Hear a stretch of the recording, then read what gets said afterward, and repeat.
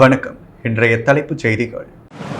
மாவட்ட ஆட்சியர் குலோத்துங்கன் தலைமையில் நார்கோ எனப்படும் போதைப் பொருள் தடுப்பு ஒருங்கிணைப்பு குழு கூட்டம். வரதராஜ பெருமாள் கோவிலுக்கு சொந்தமான 2 கோடி ரூபாய் மதிப்பிலான இடம் அபகரிப்பு. நடவடிக்கை எடுக்க கோரி சட்டமன்ற உறுப்பினர் நேரு வலியுறுத்தல். ஜிப்மரில் தவறான சிகிச்சை அளித்ததில் குழந்தை இறந்ததாக கூறி உறவினர்கள் முற்றுகை. புதுச்சேரி விளையாட்டுத்துறை சார்பில் 640 மாணவர்கள் பங்கேற்ற மாநில அளவிலான தடகள போட்டி பரிசளிப்பு. இனி விரிவான செய்திகள். புதுவையில் போதைப் பொருட்கள் கடத்தல் விநியோகத்தை கண்காணித்து தடுக்க வேண்டும் போன்ற பல்வேறு நடவடிக்கைகள் குறித்து போதைப் பொருள் தடுப்பு ஒருங்கிணைப்பு குழு கூட்டத்தில் முடிவெடுக்கப்பட்டுள்ளது. புதுச்சேரியில் மாவட்ட அளவிலான நார்கோ எனப்படும் போதைப் பொருட்கள் தடுப்பு ஒருங்கிணைப்பு குழு கூட்டம் ஆட்சியர் அலுவலக வளாகத்தில் புதன்கிழமை நடைபெற்றது.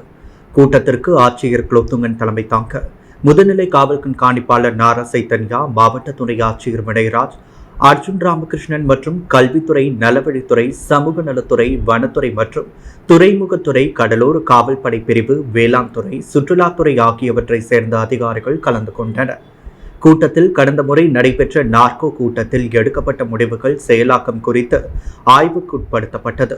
அதன் அடிப்படையில் கூட்டத்தில் எடுக்கப்பட்ட முடிவுகளில் கஞ்சா பயிர் போன்ற சட்டவிரோத சாகுபடியை கண்காணிக்க வேண்டும், போதைப்பொருள் புழக்கம், கடத்தல் மற்றும் விநியோகத்தை தீவிரமாக கண்காணித்து தடுக்க வேண்டும், போதைப் பொருளுக்கு எதிரான விழிப்புணர்வை ஊக்குவிக்க வேண்டும், பள்ளிகள், கல்லூரிகளில் போதைப் பொருட்களுக்கு எதிரான விழிப்புணர்வு நிகழ்ச்சிகளை நடத்த வேண்டும், நாட்டு நலப்பணி திட்டம், தேசிய மாணவர் படையினர் ஆகியோர் போதைப் பொருள் தீமைகள் குறித்த விழிப்புணர்வை ஏற்படுத்த வேண்டும், மாணவர்களை விளையாட்டு, இசை, நடனம் போன்றவற்றில் ஈடுபடுத்துதல், பெற்றோர்களிடையே விழிப்புணர்வை ஏற்படுத்துதல், போதைப் பொருள் கண்டறிதலுக்கான சாதனங்களின் தேவைகளை மதிப்பீடு செய்தல் ஆகியவற்றில் நடவடிக்கை எடுக்க வேண்டும். புதுவை மாவட்டத்தில் போதைப் பொருள் ஒழிப்பு மறுவாழ்வு மையங்களை மேற்பார்வையிடுதல் ஆகியவற்றை முறையாக செயல்படுத்த வேண்டும் என இந்த கூட்டத்தில் முடிவெடுக்கப்பட்டது. புதுச்சேரி ஸ்ரீ வேதபுரீஸ்வரர் ஸ்ரீ வரதராஜ பெருமாள் கோவிலுக்கு சொந்தமான 2 கோடி ரூபாய் மதிப்பிலான இடத்தை முன்னாள் அறங்காவலர் குடும்பத்தினர் அபகரித்துள்ளனர். அவர்கள் மீது நடவடிக்கை எடுப்பதுடன் கோவிலை உடனடியாக மீட்க வேண்டும் எனவும் சட்டமன்ற உறுப்பினர் நேரு வலியுறுத்தியுள்ளார். இது தொடர்பாக அவரது இல்லத்தில் செய்தியாளர்களை சந்தித்த சட்டமன்ற உறுப்பினர் நேரு, புதுச்சேரி ஸ்ரீ வேதபுரீஸ்வரர் ஸ்ரீ வரதராஜ பெருமாள் தேவஸ்தானத்திற்கு சொந்தமான சுமார் 2 கோடி ரூபாய் மதிப்புள்ள 2400 சதுர அடி காமாட்சி அம்மன் கோவில் வீதியில் உள்ளது. இந்த இடத்தை முன்னாள் அறங்காவலர் குடும்பத்தினர் அபகரித்து இங்குள்ள 10க்கும் மேற்பட்ட கடைகளில் வாடகைகளை அரசியல்வாதி பின்புலத்தோடு வசூலித்து வருகின்றனர் என்று குற்றம் சாட்டினர். கோவிலுக்கு சொந்தமான இடத்தை போலியான ஆவணங்களை கொடுத்து முன்னாள் அறங்காவலர் குடும்பத்தினருக்கு சொந்தம் என நீதிமன்றத்தில் உத்தரவை பெற்றுள்ளதாக குற்றம் சாட்டிய சட்டமன்ற உறுப்பினர் நேரு, அபகரிப்பாளரிடமிருந்து உடனடியாக கோவில் இடத்தை மீட்க வேண்டும் என கோரிக்கை விடுத்தார். இந்த நிலையில் இந்து அறநிலையத்துறை அதிகாரிகளிடம் கொடுத்த புகார் அடிப்படையில் புகாரை விசாரித்த அறநிலையத்துறை செயலர் உடனடியாக அபகரிப்பாளரிடமிருந்து கோவில் இடத்தை மீட்டு கோவிலுக்கு வருமானம் வர வழிவகை செய்ய வேண்டும் என்றும் இது சம்பந்தமான அறிக்கையை 15 தினங்களுக்குள் தாக்கல் செய்ய வேண்டும் என்று அறநிலையத்துறை கமிஷனருக்கு உத்தரவிட்டிருந்ததாக குறிப்பிட்ட சட்டமன்ற உறுப்பினர் நேரு, உத்தரவு அறிக்கை கிடைத்தும் இந்து அறநிலையத்துறை கமிஷனர் அதன் மீது எந்தவித நடவடிக்கையும் எடுக்காமல் அபகரிப்பாளருக்கு ஆதரவாக செயல்படும் வகையில் விடுமுறையில் சென்றுள்ளதாக குற்றம் சாட்டினார். எனவே அபகரிப்பாளருக்கு சாதகமாக செயல்படும் ஆணையர் மீது கடுமையான நடவடிக்கை எடுத்து கோவிலிடத்தை உடனடியாக மீட்க வேண்டும் எனவும் குறிப்பிட்டுள்ளார். புதுச்சேரி ஜிப்மரில் பிரசவத்திற்காக அனுமதிக்கப்பட்ட பெண்ணிற்கு இறந்த நிலையில் குழந்தை பிறந்ததால் உறவினர்கள் முற்றுகை போராட்டத்தில் ஈடுபட்டனர். புதுச்சேரி அரியாங்குப்பம் மணவெளி ஓடை பகுதியைச் சேர்ந்தவர் கலையரசன். இவரது மனைவி ஜெயசுதா கர்ப்பிணியான இவர் அரியாங்குப்பம் ஆரம்ப சுகாதார நிலையத்தில் சிகிச்சை பெற்று வந்தார். குழந்தை ஆரோக்கியத்துடன் இருப்பதாக மருத்துவர்கள் கூறிய நிலையில் பிரசவ தேதிக்கு முன்னதாகவே அவருக்கு பிரசவ வலி ஏற்பட்டதா. இதையடுத்து ஜிப்மர் மருத்துவமனையில் ஜெயசுதா சேர்க்கப்பட்டார். அங்கு நுண்கதிர் சிகிச்சை போன்றவை ஜெயசுதாவுக்கு அளிக்கப்பட்டு குழந்தை நன்றாக இருப்பதாக மருத்துவர்கள் தெரிவித்தனராம். இந்த நிலையில் அவர் சிகிச்சை பெற்று வந்த நிலையில் வயிற்றிலேயே குழந்தை உயிரிழந்து விட்டதாக மருத்துவர்கள் தெரிவித்துள்ளனர். மேலும் தீவிர சிகிச்சைக்கு பிறகு இறந்த நிலையில் பெண் குழந்தையை எடுத்தனராம். மருத்துவர்களின் தவறான சிகிச்சையால் குழந்தை இறந்ததாக ஜெயசுதாவின் கணவர் மற்றும் உறவினர்கள் குற்றம் சாட்டி மருத்துவமனையில் மருத்துவர்கள் அறையை முற்றுகையிட்டனர். ஜிப்மர் நிர்வாகத்தினர் ஜெயசுதா குடும்பத்தினரை அழைத்து பேச்சுவார்த்தை நடத்தினர். அப்பொழுது விசாரணை நடத்தி நடவடிக்கை எடுக்கப்படும் என குறிப்பிடப்பட்டது. இருப்பினும் குழந்தையின் சடலத்தை பெற ஜெயசுதா கணவர் தரப்பினர் மறுத்துவிட்டனர். புதுச்சேரி கோரிமேட்டில் உள்ள ஆயுதப்படை மைதானத்தில் பள்ளி மாணவ மாணவிகளுக்கான மாநில அளவிலான தடகள போட்டிகளில் வெற்றி பெற்றவர்களுக்கு கல்வித்துறை இயக்குநர் பிரியதர்ஷினி பரிசுகள் வழங்கி பாராட்டினார். புதுவை மாநில விளையாட்டுத்துறை மற்றும் இளைஞர் நல இயக்குநரகம் சார்பில் பள்ளி மாணவ மாணவிகளுக்கான மாநில தடகள போட்டி புதுச்சேரி கோரிமேடு ஆயுதப்படை மைதானத்தில் செவ்வாய்க்கிழமை காலை துவங்கியது. இந்த போட்டியை மாநில விளையாட்டு இளைஞர் நலத்துறை செயலர் அமர்நாத் தல்வேடா, கல்வி மற்றும் விளையாட்டுத்துறை செயலர் பிரியதர்ஷினி ஆகியோர் துவக்கி வைத்தனர். போட்டிகளில் புதுவை மாநில 8 வட்டம் அளவில் தேர்வு செய்யப்பட்ட புதுச்சேரி, காரைக்கால், மாஹே, ஏனாம் ஆகிய பிராந்தியங்களை சேர்ந்த 640 மாணவ மாணவிகள் பங்கேற்றனர். 14 வயதிற்குட்பட்டோர், 17, 19 வயதுக்குட்பட்டோர் ஆகிய பிரிவுகளில் போட்டிகள் நடத்தப்பட்டது. முதல் நாளான செவ்வாய்க்கிழமை நீளம் தாண்டுதல், உயரம் தாண்டுதல், குண்டு எறிதல், வட்டு எறிதல், 100 மீட்டர் ஓட்டம், 400 மீட்டர் ஓட்டம், 1500 மீட்டர், 100 மீட்டர் தொடர் ஓட்டம் ஆகிய போட்டிகள் நடைபெற்றது. நேற்று 200 மீட்டர் ஓட்டம், 600 மீட்டர், 800 மீட்டர், 3000 மீட்டர் ஓட்டம், 100 மீட்டர் தொடர் ஓட்டம், 400 மீட்டர் தொடர் ஓட்டம், நீளம் தாண்டுதல், உயரம் தாண்டுதல், குண்டு எறிதல் மற்றும் ட்ரிபிள் ஜம்ப், ஈட்டி எறிதல் ஆகிய போட்டிகள் நடைபெற்றது. வெற்றி பெற்ற மாணவிகளுக்கு நேற்று மாலை பரிசுகள் வழங்கப்பட்டது. இதில் கல்வித்துறை இயக்குநர் பிரியதர்ஷினி மற்றும் அதிகாரிகள் கலந்து கொண்டு வெற்றி பெற்ற மாணவ மாணவியர்களுக்கு பரிசுகளை வழங்கி பாராட்டினர். இதற்கான ஏற்பாடுகளை விளையாட்டுத்துறை துணை இயக்குநர் வைத்தியநாதன், திட்ட ஒருங்கிணைப்பாளர் சிவகுமார் ஆகியோர் செய்திருந்தனர். கலை முதியோர் பாதுகாப்பகத்தில் உலக குடும்ப தின விழா கொண்டாடப்பட்டது. இதில் சட்டமன்ற உறுப்பினர் பி ராமலிங்கம் பங்கேற்று வாழ்த்துரை வழங்கினார். புதுச்சேரி முதலியார்பேட்டை சன்வே ஹோட்டல் அருகில் கலை முதியோர் பாதுகாப்பகத்தில் உலக குடும்ப தின விழா கொண்டாடப்பட்டது. உலக குடும்ப தினத்தை முன்னிட்டு நடைபெற்ற குடும்ப விழாவிற்கு புதுவை சட்டமன்ற உறுப்பினர் பி ராமலிங்கம் தலைமையேற்று சிறப்புரை வழங்கினார். மருத்துவர் ஜனனி செல்வம் பாராட்டுரை வழங்க, ஓய்வு பெற்ற ஆய்வாளர் NS கலைவரதன், இலக்கிய சமூக இயக்கம் புதுவை வீர தமிழரசி வேலு நாச்சியார் வாழ்த்துரை வழங்கினார். முன்னதாக கலை முதியோர் இல்லம் நிர்வாக இயக்குநர் கலைவாணி கணேசன் அனைவரையும் வரவேற்றார். இந்த நிகழ்ச்சியில் மேலும் பல அமைப்பினர்கள், பொதுமக்கள் கலந்து கொண்டு சிறப்பித்தனர். காரைக்காலில் இந்திய கடலோர காவல்படை வீரர்கள் சார்பில் நடைபெற்ற டென்னிஸ் போட்டிகள் 18 இந்திய கடலோர காவல்படை வீரர்கள் கலந்து கொண்டு விளையாடினர். புதுவை மாநிலம் காரைக்கால் மாவட்டத்தில் உள்ள கடலோர காவல்படை சார்பில் காரைக்கால் காமராஜர் உள் விளையாட்டு அரங்கில் கடலோர காவல்படை வீரர்களுக்கு இடையே டென்னிஸ் போட்டி நடைபெற்றது. இந்திய கடலோர காவல்படை அமயா ரோந்து கப்பல், உஜயா பிரதிக் ரோந்து கப்பல் உள்ளிட்ட இந்திய கடலோர காவல்படை ரோந்து கப்பல்களை சேர்ந்த 5 அணிகளாக பிரிந்து 18 வீரர்கள் டென்னிஸ் போட்டிகள் ஈடுபட்டனர். இந்த போட்டிகள் உஜயா பிரதிக் கப்பல் அணியினர் முதலிடத்தில் வெற்றி பெற்றனர். வெற்றி பெற்ற வீரர்களுக்கு காரைக்கால் கடலோர காவல்படை கமாண்டர் விஜய் விஸ்வநாதன் பரிசு வழங்கினார். அதைத் தொடர்ந்து வெற்றி பெற்ற வீரர்கள் சென்னையில் நடைபெறும் இறுதிப் போட்டியில் பங்கேற்க உள்ளனர். வீடுகளில் நல்ல தண்ணீரை தேக்கினால் டெங்கு பாதிப்பை ஏற்படுத்தும் கொசு உற்பத்தியாகும் என புதுவை சுகாதாரத்துறை இயக்குநர் ஸ்ரீராமுலு எச்சரித்துள்ளார். தேசிய டெங்கு தினத்தையொட்டி அவர் புதன்கிழமை வெளியிட்டுள்ள செய்திக்குறிப்பில், டெங்கு என்பது 4 வகை கொசுவால் பரவும் வைரஸ் நோயாகும். 1 வாரம் முதல் 10 நாட்கள் வரை சுத்தமான நீர் தேக்கி வைக்கப்படுவதால் அதில் டெங்கு கொசு உற்பத்தியாகிறது. மழையின் பொழுது நெகிழி தேநீர் கோப்பைகள், அலுமினிய நகர்வு, ஜன்னல்களில் அடிப்பாகம் விளிம்புகளில், பறவை தண்ணீர் தட்டுகளில் மழைநீர் தேங்கி ஏடிஎஸ் கொசு உருவாகின்றன. டெங்கு பாதுகாப்பு சாதாரண காய்ச்சல் அறிகுறிகளுடன் தானாகவே சரியாகிவிடும்.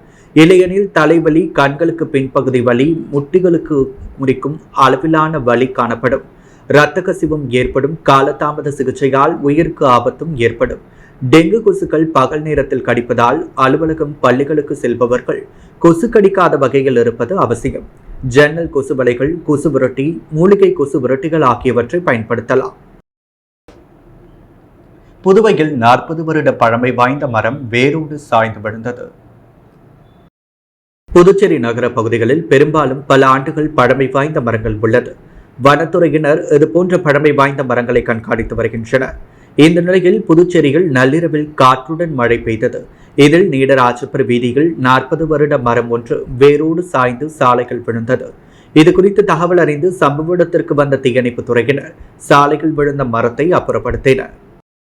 10ஆம் வகுப்பு +1 +2 ஆகியவற்றில் துணைத் தேர்வுக்கு விண்ணப்பிக்க விரும்பும் தனித் தேர்வர்கள் இணைய வழியில் 16ஆம் தேதி இன்று முதல் விண்ணப்பிக்கலாம் என புதுவை பள்ளிக் கல்வி இணை இயக்குநர் சிவகாமி அறிவித்துள்ளார். இதுகுறித்து அவர் வெளியிட்டுள்ள செய்திக்குறிப்பில், புதுவையில் 10ஆம் வகுப்பு +1 +2 ஆகியவற்றில் துணைத் தேர்வுக்கு விண்ணப்பிக்க விரும்பும் தனித் தேர்வர்கள் வியாழக்கிழமை மே 16 முதல் ஜூன் 1 தேதி வரையில் விண்ணப்பிக்கலாம். அதன்படி +1 +2 தனித் தேர்வர்கள் புதுச்சேரி முத்திரப்பாளையம் இளங்கோவடிகள் அரசு மேல்நிலைப் பள்ளி மாணவர் சைவ மையத்தில், செல்லப்பெருமாள்பேட்டை விவேகானந்தா மேல்நிலைப் பள்ளியில் உள்ள சேவை மையத்திலும் விண்ணப்பத்தை பதிவு செய்யலாம். 10ஆம் வகுப்பு தனித் தேர்வர்கள் புதுச்சேரி காராமணிக்குப்பம் ஜீவானந்தம் அரசு ஆண்கள் மேல்நிலைப் பள்ளி, கதிர்காமம் அரசு பெண்கள் மேல்நிலைப் பள்ளி வளாக மாணவர் சேவை மையத்தில் விண்ணப்பத்தை பதியலாம். ஏற்கனவே +1 +2 தேர்வெழுதி தோல்வியுற்ற பாடங்களில் தேர்வெழுதுவோர் ஒவ்வொரு பாடத்திற்கும் 50 ரூபாய் கட்டணமாகவும் இதர கட்டணமாக 35 ரூபாய் செலுத்த வேண்டும். அவர்கள் பதிவு கட்டணமாக 70 ரூபாய் செலுத்த வேண்டும். +1 +2 தேர்வை முதன்முறையாக எழுதும் துணைத் தேர்வர்கள் 185 ரூபாய் தேர்வு கட்டணம் செலுத்த வேண்டும். 70 ரூபாய் பதிவு கட்டணம் செலுத்த வேண்டும். 10ஆம் வகுப்பு தேர்வு எழுதுவோர் தேர்வு கட்டணமாக 125 ரூபாயும் பதிவு கட்டணம் 70 ரூபாய் என மொத்தம் 195 ரூபாய் செலுத்த வேண்டும். சேவை மையத்தில் பணமாகவோ கட்டணங்களை செலுத்த வேண்டும். குறிப்பிட்ட காலகட்டத்தில் தேர்வுக்கு விண்ணப்பிக்காதவர்கள் ஜூன் 3, 4ஆம் தேதிகளில் தேர்வு கட்டணத்துடன் கூடுதலாக 1000 ரூபாய் செலுத்தியும் 500 ரூபாய் செலுத்தியும் தட்கல் முறையில் இணையத்தில் விண்ணப்பிக்கலாம் என்றார். புதுச்சேரியில் கடல் சீற்றம் அதிகரித்து காணப்பட்ட நிலையில் பொதுமக்கள், சுற்றுலா பயணிகள் போலீசார் பாதுகாப்புடன் வெளியேற்றப்பட்டனர். புதுச்சேரியில் அதிகாலை முதல் மழை பெய்து வருகின்றது. தற்பொழுது கோடை விடுமுறை என்பதால் சுற்றுலா பயணிகள் புதுச்சேரியை நோக்கி படையெடுத்து வருகின்றனர். இன்று காலை புதுச்சேரி கடற்கரையில் பயணிகள் குவிந்துள்ளனர். மழை காரணமாக கடல் சீற்றத்துடன் பெரிய அலைகள் வந்த வண்ணம் இருந்த நிலையில் பயணிகள் யாரும் கடலில் இறங்க வேண்டாம் என போலீசார் எச்சரித்ததுடன் அங்கிருந்த பொதுமக்களை வெளியே அனுப்பினர். இதனால் காலையில் சிறிது நேரம் பரபரப்பு காணப்பட்டது. சமுதாயத்தோடு இணைந்து டெங்கு கட்டுப்பாட்டு என்ற அடிப்படையில் புதுவை நலவழித்துறை சார்பில் டெங்கு விழிப்புணர்வு பேரணி நடைபெற்றது. ஒவ்வொரு ஆண்டும் மே மாதம் 16ஆம் தேதி தேசிய டெங்கு தினமாக இந்தியா முழுவதும் அனுசரிக்கப்படுகிறது. இதையொட்டி இன்று மலேரியா திட்ட உதவி இயக்குநர் அலுவலகம் சார்பாக டெங்கு விழிப்புணர்வு பேரணி நடத்தப்பட்டது. பேரணியானது செஞ்சி சாலை, லால் பகதூர் சாலை சந்திப்பில் துவங்கி கம்பன் கலையரங்கம் வரை நடைபெற்றது. நிகழ்ச்சியின் ஆரம்பத்தில் மலேரியா திட்ட உதவி இயக்குநர் டாக்டர் வசந்தகுமாரி இவ்வருட தேசிய டெங்கு தின கருப்பொருளான சமுதாயத்தோடு இணைந்து டெங்கு கட்டுப்பாடு என்ற அடிப்படையில் பேரணியை துவக்கி வைத்தார். பேரணியில் சுகாதார உதவியாளர்கள், சுகாதார ஆய்வாளர்கள், தொழில்நுட்ப உதவியாளர்கள், பூச்சியியல் உதவியாளர் மற்றும் மலேரியா களப்பணியாளர்கள், ஆஷா பணியாளர்கள் பங்கேற்று டெங்கு விழிப்புணர்வு பதாகைகளை ஏந்தியபடியும் விழிப்புணர்வு பிரசுரங்களை வழங்கியபடியும் ஊர்வலமாக சென்றனர். டெங்கு விழிப்புணர்வு ஆட்டோ பிரச்சாரம் பேரணியும் நகர பகுதிகளிலும் நடைபெற்றது. தட்டாஞ்சாவடியில் விரைவாக சாலை அமைக்கும் பணியினை முடிக்க வலியுறுத்தி இந்திய கம்யூனிஸ்ட் கட்சி சார்பில் அப்பகுதி மக்களிடம் கையெழுத்து இயக்கம் நடத்தி நகராட்சி ஆணையரிடம் கோரிக்கை மனு அளிக்கப்பட்டது. தட்டாஞ்சாவடி தொகுதிக்குட்பட்ட தட்டாஞ்சாவடி ஊரில் உள்ள வீதிகள் கங்கை அம்மன் கோவில் வீதி, கங்கை அம்மன் கோவில் வீதி 2, வள்ளலார் வீதிகளில் உள்ள சாலைகள் மிக மோசமாக இருந்தது. இந்த சாலையை சீரமைக்க இப்பகுதி மக்கள் நீண்ட காலமாக கோரிக்கை விடுத்துள்ளனர். இதையேற்று உழவர்கரை நகராட்சி நிர்வாகம் சரி செய்வதற்கு சாலைகளை தோண்டி இங்குள்ள வீடுகளில் உள்ள படிக்கட்டுகளை உடைத்து சாலை அமைக்கும் பணி, சைடு வாய்க்கால் அமைக்கும் பணியை கடந்த 3 மாதத்திற்கு முன்பு துவக்கினர். இந்த பணிகள் முழுமை பெறாமல் கிடப்பில் போடப்பட்டுள்ளது. இந்த பகுதியில் வசிக்கும் மக்கள் மிகவும் சிரமப்படுகின்றனர். எனவே விரைவாக சாலை அமைக்கும் பணியை முடிக்க வலியுறுத்தி இந்திய கம்யூனிஸ்ட் கட்சி சார்பில் இப்பகுதி மக்களிடம் கையெழுத்து இயக்கம் நடத்தி நகராட்சி ஆணையரிடம் கோரிக்கை மனு அளிக்கப்பட்டது. இந்த நிகழ்ச்சிக்கு இந்திய கம்யூனிஸ்ட் கட்சி மாநில துணை செயலாளர் சேது செல்வம் தலைமை தாங்கினார்.